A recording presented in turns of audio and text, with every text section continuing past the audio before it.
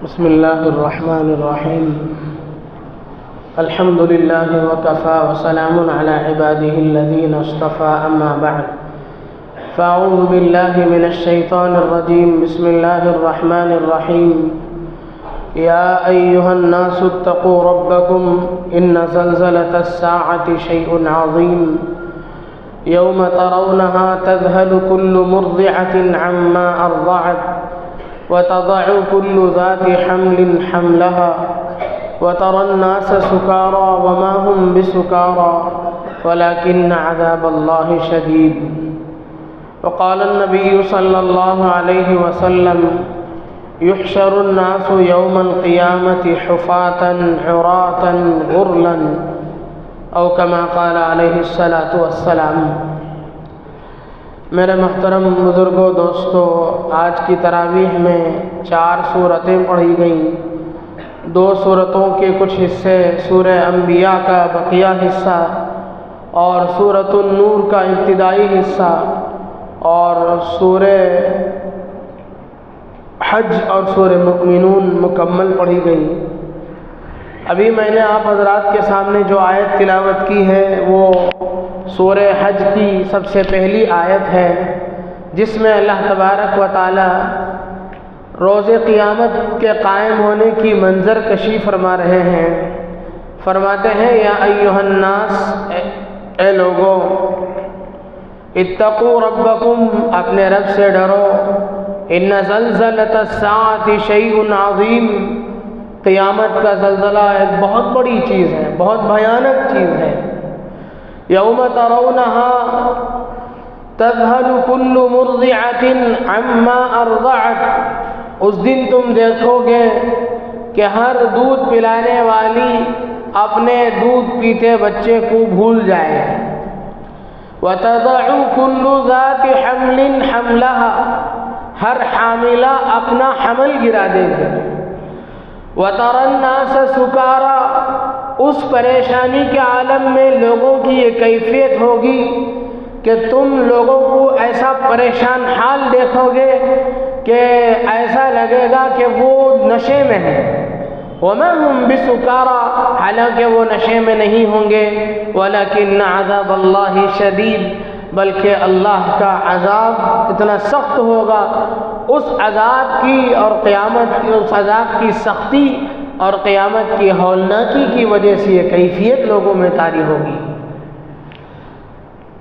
3 چیزیں اسلام میں بنیادی ہیں: توحید، رسالت، بعث بعد الموت. اللہ کو ایک ماننا، اللہ کی وحدانیت کا اقرار کرنا، نبی کی نبوت کا اور رسالت کا اقرار کرنا، یعنی اللہ کی ماننا اور رسول اللہ صلی اللہ علیہ وسلم کے بتلائے ہوئے طریقے پر چلنا، اور روز قیامت اور آخرت کے بعد اٹھائے جانے پر یقین رکھنا. آخرت کے سلسلے میں مختلف باتیں نبی علیہ الصلوۃ والسلام نے ارشاد فرمائی. پہلی چیز، قیامت کی نشانیاں کیا ہیں. قیامت کی نشانیوں میں بھی 2 طرح کی نشانیاں آپ نے بتلائی. بہت پہلے آنے والی نشانیاں جسے علامات صغریٰ کہا گیا، اور قریب میں آنے والی علامتیں جن کو علامات کبریٰ کہا گیا. اور ایک وہ منظر جس وقت قیامت واقع ہوگی اسے بھی بیان فرمایا آپ نے. اسے کہتے ہیں الساعہ، یوم قیامت.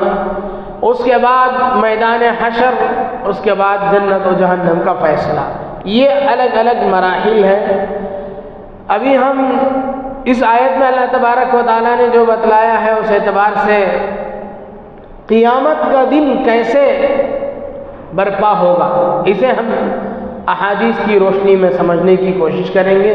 قرآنی آیات اور احادیث کے ذخیرے میں جو باتیں بتلائی گئیں اس اعتبار سے یہ ہوگا کہ اللہ کے نبی صلی اللہ علیہ وسلم نے فرمایا، حضرت ابو ہریرہ رضی اللہ عنہ راوی ہیں، کہ جس وقت اللہ تبارک و تعالیٰ نے کائنات کو پیدا فرمایا اسی وقت حضرت اسرافیل علیہ السلام کو پیدا کیا اور سور کو بنایا، اور سور بنا کر کے ان کے حوالے کر دیا. حضرت ابو ہریرہ نے پوچھا، یا رسول اللہ، یہ سور کیا بلا ہے، کیا چیز ہے یہ سور؟ آپ نے فرمایا کہ گائے کی سینگ کی طرح کی ایک چیز. پھر حضرت ابو ہریرہ نے پوچھا یا رسول اللہ گائے کی سینگ کی مانند کا کیا مطلب؟ نبی علیہ الصلوۃ والسلام نے فرمایا کہ گائے کی سینگ کا مطلب یہ نہیں کہ اتنی چھوٹی سی چیز ہو، ایک بالش 1.5 بالش کی نہیں، بلکہ اس کی لمبائی ایسی ہوگی جیسے ایک کنارہ آسمان میں ہو ایک کنارہ زمین میں، اتنا بڑا ہوگا وہ سور۔ یہ حضرت اسرافیل کے حوالے کر دیا گیا ہے، اسی وقت سے اسے سنبھالے ہوئے کھڑے ہیں اور عرش کی جانب تک رہے ہیں کہ کب اللہ کا حکم ہو اور کب سور پھونک دے۔ بس جس آن میں اللہ کا حکم ہوگا اسی وقت وہ سور پھونکنا شروع کر دیں گے۔ اس وقت کیا ہوگا، کیا کیفیت ہوگی دنیا میں، اسی کو اس آیت نے بیان فرمایا، ان زلزلۃ الساعۃ شیء عظیم۔ ایک زلزلہ آئے گا، ایک بھونچال آئے گا جس کی وجہ سے پوری دنیا تہس نہس ہو جائے گی، ایسی گھبراہٹ ہوگی لوگوں میں۔ سورہ زلزال میں اللہ تبارک و تعالیٰ فرماتے ہیں اذا زلزلت الارض زلزالها، جب زلزلہ آئے گا، جب زمین کو زلزلہ جھنجھوڑے گا تو اخرجت الارض اثقالها، زمین اپنے اندر جتنی معدنیات ہیں، سونا ہے، چاندی ہے، تانبا ہے، جتنی چیزیں اس کے اندر ہیں ساری چیزوں کو اگل دے گی زمین، سب باہر پڑ جائے گا۔ اخرجت الارض اثقالها، اس وقت کہے گا قال الانسان ما لها، ارے یہی چیز تھی، یہی دولت تھی جس کی وجہ سے میں نے کسی کو قتل کیا، کسی کا خون کیا، کسی کو دھوکہ دیا، اے تو یہ بے حیثیت ہو کر کے زمین کے اوپر آ کے پڑ گئی، اس کی وجہ سے میں نے کسی کو دھوکہ دیا ہے، کسی کا خون کیا ہے، کسی کا ناحق مال دبایا ہے، یہ ساری چیزیں بے حیثیت ہو کر کے پڑ گئی۔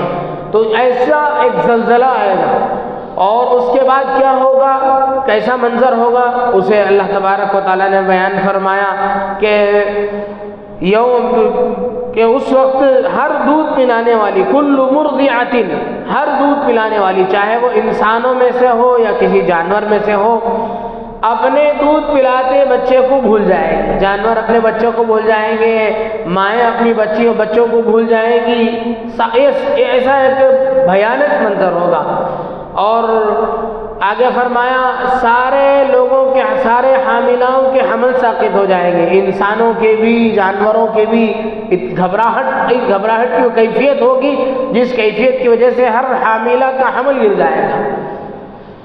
وَتَضَعُ كُلُّ ذَاتِ حَمْلٍ حَمْلَهَا، اسی کی منظر کشی اللہ تبارک و تعالیٰ نے دوسری جگہ فرمائی اِذَا الشَّمْسُ كُوِّرَتْ، سورج کو بے نور کر دیا جائے گا، وَإِذَا النُّجُومُ انكَدَرَتْ، تاروں کو توڑ کر کے دریا میں ڈال دیا جائے گا، وَإِذَا الْجِبَالُ سُيِّرَتْ، پہاڑوں کو چلایا جائے گا، اذا الشمس كُوِّرَتْ وَإِذَا النُّجُومُ انكَدَرَتْ وَإِذَا الْجِبَالُ سُيِّرَتْ وَإِذَا الْعِشَارُ عُطِّلَتْ، عشار کہتے ہیں عربوں میں 10 ماہ کی گابن اونٹنی کو عشار کہتے ہیں، اس کے پیچھے عرب لگے رہتے تھے کہ کب بچہ جن دے، اس کی بڑی حیثیت تھی۔ اللہ تبارک و تعالیٰ نے فرمایا کہ عشار جس کی بڑی اہمیت ہے تمہاری، وہ بیکار گھومتی رہے گی۔ وَإِذَا الْوُحُوشُ حُشِرَتْ، ایسا بھیانک موقع ہوگا، ایسی بھیانک آواز اس وقت نکالی جائے گی جس کی وجہ سے جتنے درندے، چرندے، پرندے ہیں سارے کے سارے گھومنے پھرنے لگیں گے کھلے عام۔ سارے وحوش کہتے ہیں درندوں کو، سارے درندے جنگلوں سے نکل کر کے آئیں گے، سب جمع ہو جائیں گے ایک جگہ۔ وَإِذَا الْوُحُوشُ حُشِرَتْ وَإِذَا الْبِحَارُ سُجِّرَتْ، جب اللہ تبارک و تعالیٰ سورج کو سمندر میں ڈال دیں گے، اور سمندر کوئی چھوٹی موٹی چیز ہے تو نہیں، یہ تو پوری دنیا کا ایک تین تہائی ہے، ایک تہائی تو زمین ہے، باقی 3 حصہ پانی کا ہے، سارا سمندر جل جائے گا۔ وَإِذَا الْبِحَارُ سُجِّرَتْ وَإِذَا النُّفُوسُ زُوِّجَتْ، اور ایک طرح کے لوگ جمع ہوتے چلے جائیں گے۔ ایسے موقع پر پھر آگے اللہ تبارک و تعالیٰ حشر کے بارے میں بیان کر رہے ہیں، وَإِذَا الْمَوْءُودَةُ سُئِلَتْ، تو یہ اس طرح کی کیفیت ہوگی۔ اور بھی اللہ تبارک و تعالیٰ نے مختلف جگہ میں ارشاد فرمایا۔ تو حضرت اسرافیل علیہ السلام سور پھونکیں گے، اور اس بھیانک آواز کی وجہ سے لوگوں کی جانیں ان کی بدنوں سے نکل کر کے ایسے نکل کر کے جائیں گی، باہر نکلیں گی۔ سورہ قاریہ میں اللہ تبارک و تعالیٰ نے فرمایا القاریعۃ ما القاریعہ وما ادراک ما القاریعہ یوم یکون الناس کالفراش المبثوث۔ اس وقت لوگوں کی جانیں ایسی ہوں گی جیسے پتنگے اڑتے ہیں۔ کبھی ایسا موقع ہوتا ہے، بارش کا موسم ہوتا ہے، کیڑے بہت سارے آ جاتے ہیں، ایسے آسمان میں اڑتے رہتے ہیں، گاڑی میں جاتے ہوئے لوگوں کے منہ میں آ جاتے ہیں، ایسے پتنگے جیسے بھرے اڑتے ہیں، اس طریقے سے لوگوں کی جانیں اڑیں گی، بدن سے جانیں نکلیں گی، روحیں نکلیں گی، اور پورے جو افق ہے، جو پورا جو خلا ہے اس سے جانیں بھر جائیں گی۔ تو اس کے بعد آگے اللہ تبارک و تعالیٰ نے فرمایا کہ ایسے موقع پر پہاڑوں کی کیفیت کیا ہوگی؟ آگے فرمایا القاریعۃ ما القاریعہ وما ادراک ما القاریعہ یوم یکون الناس کالفراش المبثوث وتکون الجبال کالعہن المنفوش۔ پہاڑ ایسے ہو جائیں گے جیسے رنگین اون ہو، جیسے اون کو اڑایا جائے تو فضا میں جیسے اڑے گی اون، اسی طریقے سے پہاڑ بے حیثیت بن کر کے اڑے گی۔ تو ایک عجیب و غریب منظر ہوگا جس کی وجہ سے بہت بڑی ہولناکی ہوگی، دہشت سوار ہوگی، اور لوگ مر جائیں گے، بے جان ہو جائیں گے، سب مردے ہو جائیں گے۔ اب حضرت اسرافیل علیہ السلام کو اللہ تبارک و تعالیٰ بلائیں گے، پوچھیں گے کہ ابھی کون باقی ہیں؟ تو حضرت اسرافیل فرمائیں گے کہ اللہ آپ سب مر گئے ہیں، بس جن کو آپ نے زندہ رکھنا چاہا ہے وہ زندہ ہیں۔ پھر اللہ تبارک و تعالیٰ جانتے ہوئے پھر پوچھیں گے وہ کون ہے؟ تو بتایا جائے گا حاملین عرش کو اٹھانے والے فرشتے زندہ ہیں، جبرائیل و میکائیل زندہ ہیں، اور میں اسرائیل زندہ ہوں، اور آپ تو حی و قیوم ذات ہیں، آپ ہمیشہ رہنے والے ہیں۔ اللہ تبارک و تعالیٰ فرمائیں گے، حضرت اسرائیل سے پوچھیں گے یہ بات، تو حضرت اسرائیل یہ کہیں گے کہ میکائیل اور جبرائیل زندہ ہیں اور حاملین عرش زندہ ہیں، اور آپ کی ذات تو حی و قیوم ہے۔ تو پھر اللہ تبارک و تعالیٰ حضرت اسرائیل سے فرمائیں گے کہ حاملین عرش کی جان نکالو۔ حاملین عرش کی جان نکال لی جائے گی۔ اس کے بعد پھر اللہ تبارک و تعالیٰ پوچھیں گے اور کون باقی رہ گئے؟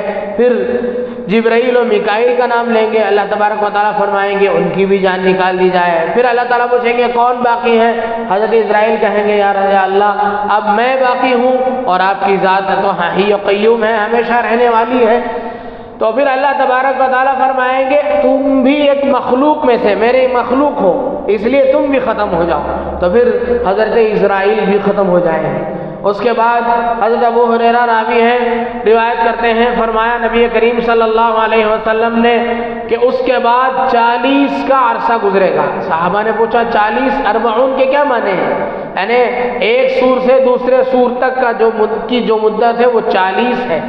صحابہ نے پوچھا 40 کا کیا مطلب ہے؟ ابو ہریرہ فرماتے ہیں کہ رسول اللہ نے 40 فرمایا۔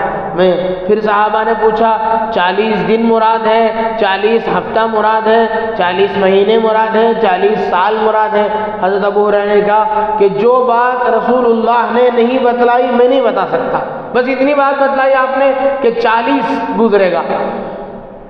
دیگر روایات کے اعتبار سے محققین نے لکھا ہے کہ 40 دن اسی طریقے سے گزریں گے، کوئی نہیں ہوگا، صرف اللہ کی ذات ہوگی۔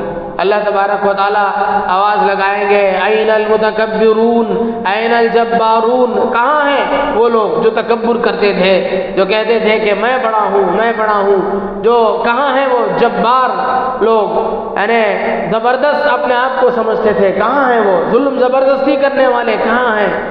اس کے بعد اللہ تبارک و تعالیٰ 3 مرتبہ پوچھیں گے لمن الملک اليوم، آج کس کی بادشاہت ہے؟ لمن الملک اليوم، آج کس کی بادشاہت ہے؟ لمن الملک اليوم، آج کس کی بادشاہت ہے؟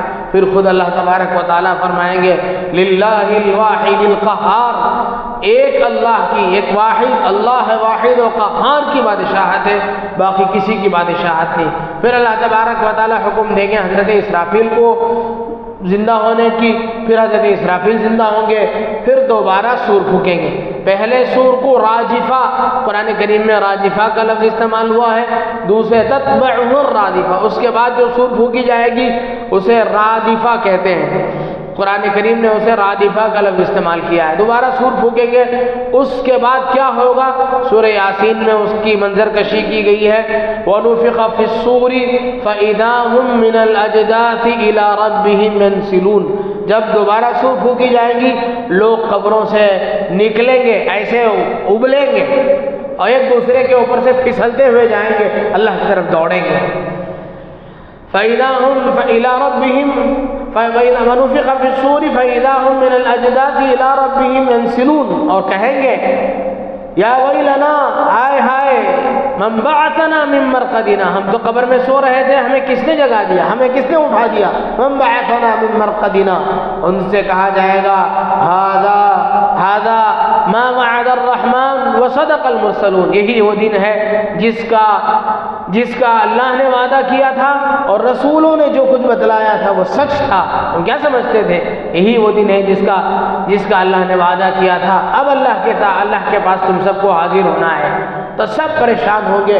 اس وقت لوگوں کی کیا کیفیت ہوگی، لوگ کیسے ہوں گے، اسے آپ علیہ السلام نے اس حدیث کے ٹکڑے میں بیان فرمایا جو میں نے آپ کے سامنے پڑھ کر کے سنایا، جس میں اللہ کے نبی صلی اللہ علیہ وسلم فرماتے ہیں یحشر الناس یوم القیامہ، لوگ قبر سے اٹھ کر کے جمع ہوں گے قیامت کے دن، حفاتن، ننگے پیر ہوں گے، عراتن، بدن سے بھی ننگے ہوں گے، غرلن، غیر مختون ہوں گے، یعنی جس طریقے سے ایک بچہ ختنے کے بغیر پیدا ہوتا ہے اسی طریقے سے وہ لوگ ہوں گے۔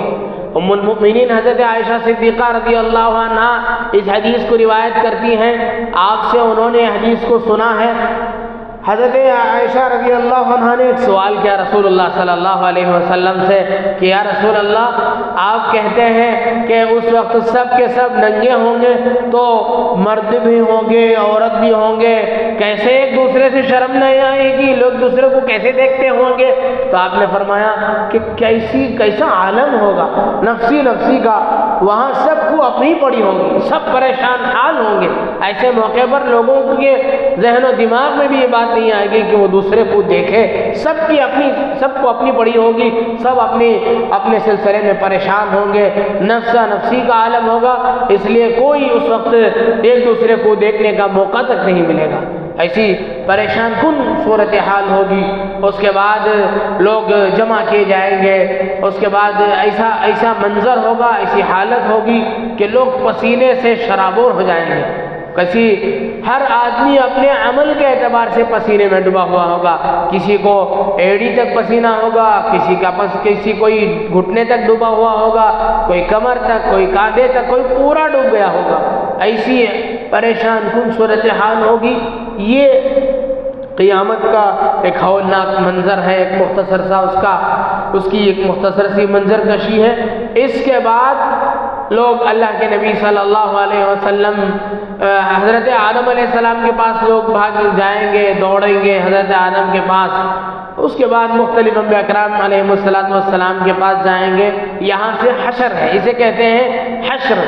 اس کا انشاءاللہ میں سورہ حاقہ میں اس کا تذکرہ آئے گا، وَيَوْمَ يُعْرَضُونَ فَأَمَّا مَنْ أُوتِيَ كِتَابَهُ بِيَمِينِهِ، یہ سب آیتیں ہیں جو حشر سے متعلق ہیں، انشاءاللہ اس میں بیان کروں گا۔ تو یہ مختصر سی منظر کشی ہے قیامت کے قائم ہونے کی۔ اللہ تبارک و تعالیٰ اس دن کی ہولناکی سے ہم سب کی حفاظت فرمائے، ہماری مدد فرمائے۔ اللہ کے نبی صلی اللہ علیہ وسلم نے فرمایا کہ اس دن صرف شہداء، چونکہ سب مردے لوگ ہی پریشان ہوں گے، شہداء اور انبیاء زندہ ہوتے ہیں، اس لیے ان کو کسی قسم کی کوئی پریشانی نہیں ہوگی۔ جن اللہ کے راستے میں جنہوں نے اپنے جان کی قربانی دی، اس دن وہ لوگ پریشان نہیں ہوں گے۔ اب اس کے بعد حشر کا جو منظر ہوگا انشاءاللہ پھر کسی وقت بیان کیا جائے گا۔ اللہ تبارک و تعالی ہمیں قیامت کی ہولناکی سے ہماری حفاظت فرمائے اور پوری امت مسلمہ کی حفاظت فرمائے۔ آمین۔ وآخر دعوانا الحمدللہ رب العالمین۔